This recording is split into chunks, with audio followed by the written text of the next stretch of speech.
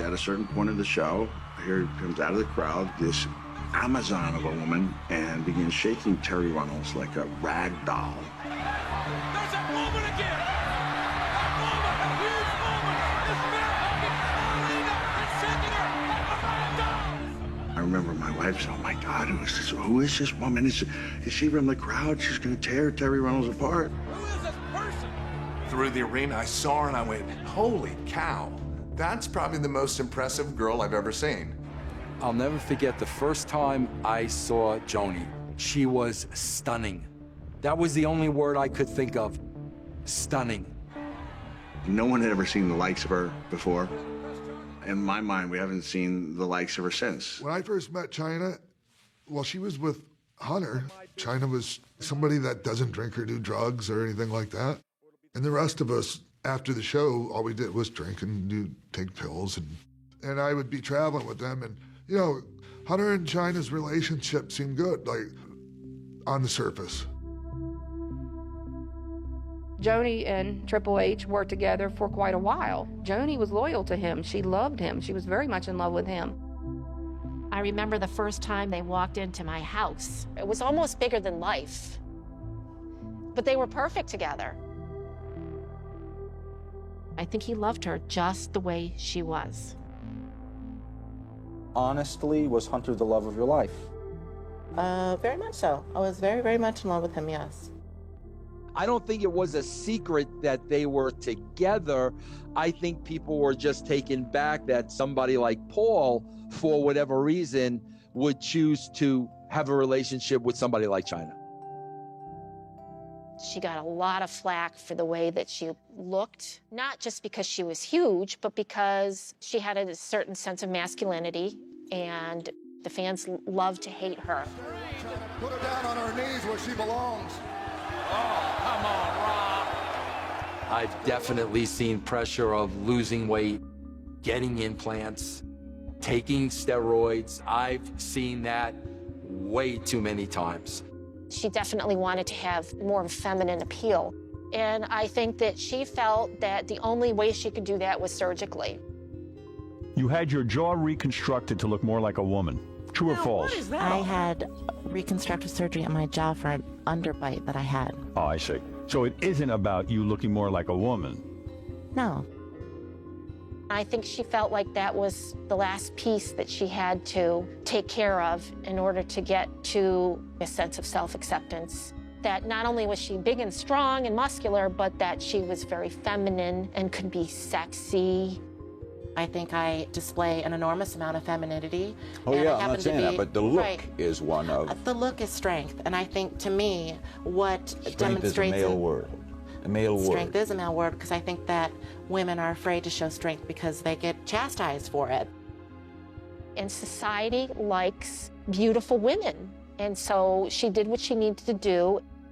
That's kind of when her career just sort of skyrocketed. It was an inundation of Chyna. She did the Playboy thing.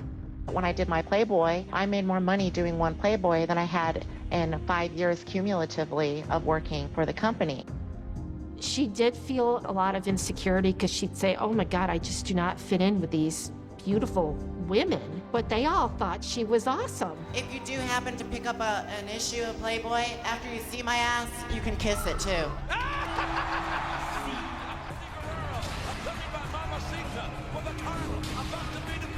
You wanted storylines that involved you wrestling men, right?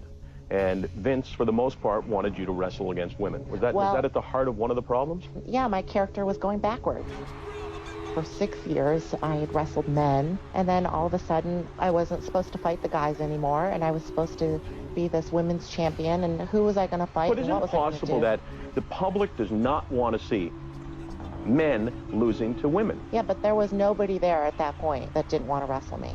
How was I going to step backwards and wrestle women that didn't have the experience from the guys that I was wrestling every day? They're taking this woman, 5'9", muscular, and turning her into a diva. Although they couldn't chisel her down into a 5'5", size 2, they did the best they could to make her a diva. I mean, it seems like a big turning point in her story. I think that was it. She's so full of everything that you want to be around to somebody that just, I would, in a sense, completely goes dark. Joni was all about trusting people, being loyal. In pro wrestling, you don't have that. Shame on Triple H. He broke her heart. There's no other way to say that. He broke Joni's heart. We had a huge house in New Hampshire. His career was moving up, and therefore he was having a lot of, meetings with Vince and Stephanie and like the crew there. I should not be like the jealous, wifey and get on his case about being too friendly with the boss's daughter or with the boss. Just let him do his thing. I was so proud of him.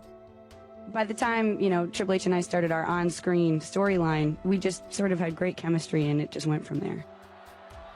Hunter, I take thee as my husband. Our storyline was, that we were married and we took over the business and drove my dad out. One time when I was standing around the ring, he sort of crawled around me. He was, on the floor, and he felt my leg. And I was like, that's definitely flirtation there. That's not part of the script. I would ask Hunter time and time again. I figured it's better just to address the problem and ask him honestly. So we got into a heated argument. I told him, I know something's going on. Don't tell me something's not going on. He swiped my hand. I swiped his hand. I knew at that point I had to leave. But I needed some sort of closure. And I found a love letter from Stephanie that had dated a year back. So the whole time they were doing the storyline, basically they were together. When I found out, I was devastated. It hurt me. I'm a human being, and nobody, whether you're a celebrity or whether you're not, likes to be cheated on, especially when it's with the boss's daughter. She's Vince's daughter. Sure. As long as you keep her happy. It's a hell of a cash upgrade. And also, she's very feminine. Right. I mean, you would call her a feminine woman. Right. She's certainly not like Joni. I think when she met him, she found somebody that she really loved, and I think she was devastated when that relationship ended. Love, you can't stop love. But I was like, how then do I deal with the emotional side of this happening and keeping my job and moving forward? Tell me whether your relationship with Triple H and now his relationship with Stephanie sped up your departure from the WWF. Well, officially, I could say no, but I don't think I'll ever know the answer to that. In the back of my mind, I'd like to say, of course. Well, we decided not to renew her contract. Her deal to me was, Chyna is as valuable to WWE as Stone Cold Steve Austin is.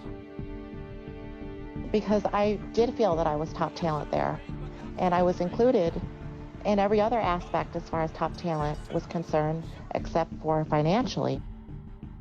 She wanted to be cut loose, or she wouldn't have demanded $1 million a year.